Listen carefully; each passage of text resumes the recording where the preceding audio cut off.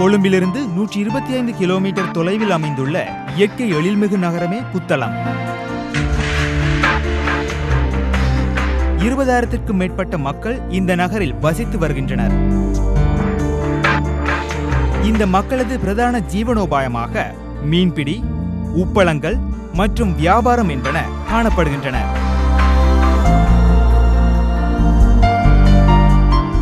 தற்போது பாரிய அபிவிருத்தி நடவடிக்கைகளோடு இந்த நகரம் புத்துயிர் பெற்று வருகின்றது.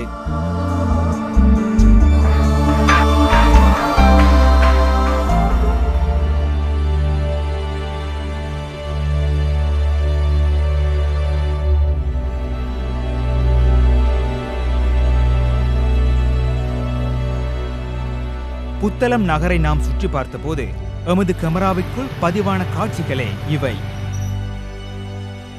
இந்த காட்சிகள் இந்த நகரத்தின் உட்கட்டமைப்பு வசதிகளின் அடைவினை தெளிவாக படம் பிடித்து காட்டுகின்றன. இந்த மக்களின் ஆரோக்கியமான வாழ்க்கை தொடர்பிலேயே அடுத்து எமது சிந்தனைகள் சிறகடிக்க தொடங்கின. ஏன் புத்தளத்தின் சுகாதாரம் பாதாளம் போயுள்ளது?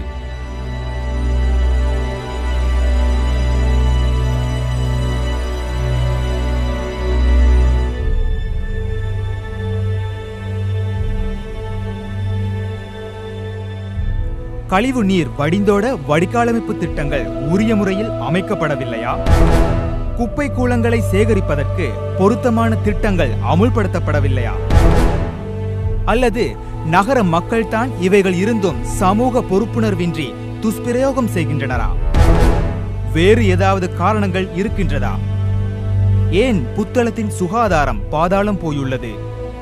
ஊர்ல கான் தண்ணி ஓராய்க்கு பிரச்சனை வந்தா நியாயமான காணும் இல்லாமல் போய்த்துது. கடைக்காரன் கடை வந்து முன்னுக்கு இதை அடித்து எல்லாம் காணுகளை இல்லாமல் ஆகிட்டாங்க. அது ஓடுறதுக்கு வழியும் இல்லை. அந்த பிரச்சனை வேறைய ஆகிக்குது. அதுவும் இல்லாமல் எங்களோட இங்கிட்ட இந்த எடுத்துக்கிட்டால் மெயின் ரோட் பிரச்சனையில் காணு ஓடாறதுக்கு காரணம்டா ரோட்டு 3 வருஷமாக ரோட் போடுறாங்களோ. 1.5 கிலோமீட்டர் தூரத்தை 3 வருஷமாக போடுறாங்களோ. வந்து இன்னும் இப்போ 4 வருஷம் ஸ்டார்ட் பண்ணிக்கிது. இப்போ தான் ரோட்டு வேலையை ஆரம்பிச்சுக்கிறாங்க. இவ்வளோ நாளாக கான் கட்டினையும் தான் ஏமாற்றி இருக்கிறாங்க மக்களை போட்டு. இதுக்கு நாங்கள் இதுக்கு இதில் எங்களோட நாங்களும் தெரிஞ்செடுத்த அரசியல்வாதி தான் இதை பெருசிப்படுத்தணும், கேட்கணும், எல்லாம் செய்யணும். வந்து இதுக்கு நாங்கள் எங்களில் ஒரு சக்தியும் இல்லை இது பெருசிப்படுத்துறதுக்கு.